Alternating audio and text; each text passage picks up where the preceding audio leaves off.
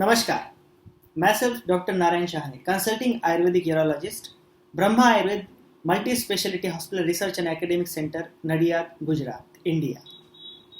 Welcome to world's first and only Ayurvedic urology center, Brahma Ayurved. In this video, we are going to discuss regarding the anatomy, physiology and pathology of urethral stricture disease. As far as anatomy is concerned, the urethra is a pipe which carries urine from the bladder to the exterior.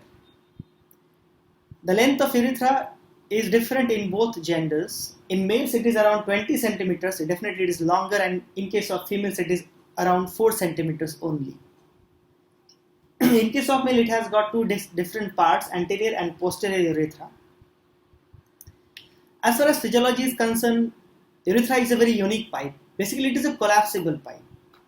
It remains closed for most of the time, 24 hours. It opens only when a person passes urine. And as soon as the urine is passed, it collapses or closes again. So it is a collapsible pipe. So being a collapsible pipe, it has got its two distinct qualities. One is its elasticity, with which it can open and close. And the second is its caliber. Caliber means the maximum extent to which a collapsible pipe can open. For a rigid pipe, we can measure the lumen in terms of diameter. But for a collapsible pipe, there is no diameter as such, but it is the caliber.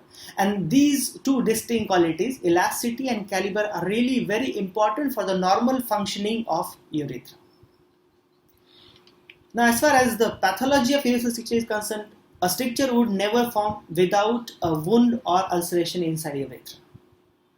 Now, in case of any wound, we all are aware that any wound significantly contracts. The size of wound significantly reduces when it heals. This is called as cicatrization of the wound, or simply wound contraction in medicine. And this contraction is very significant. It is by almost 40 to 80%. So obviously in case of urethra, whenever there is a wound, urethra is a very small pipe. When the wound contracts, at the same time the whole pipe of urethra gets constricted at that particular part, and thus it becomes narrow. So this is the first part of pathology. Now, in case of any wound, even in case of deeper wounds, when that wound heals, generally it heals from the bottom, from the base.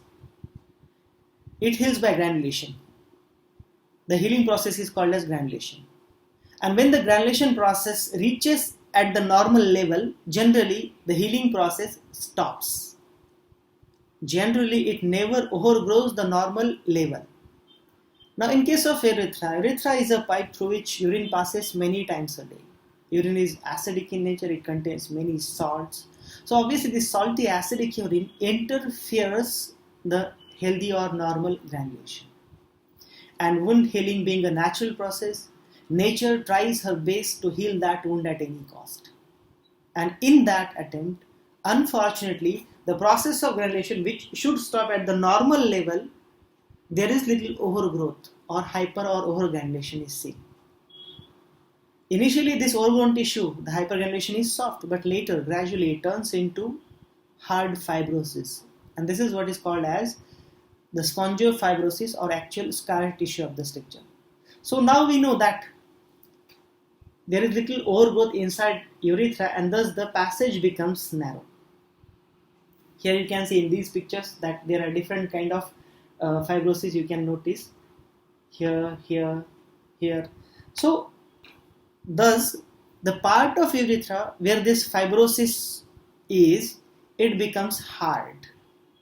And once it is hard, obviously elasticity is lost, caliber is lost. So obviously the two most important qualities of urethra for its normal functioning are lost, and this is how the urethral stricture disease is formed.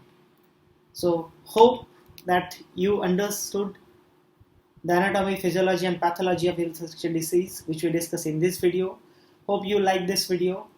So please don't forget to share and subscribe our YouTube channel. Thank you.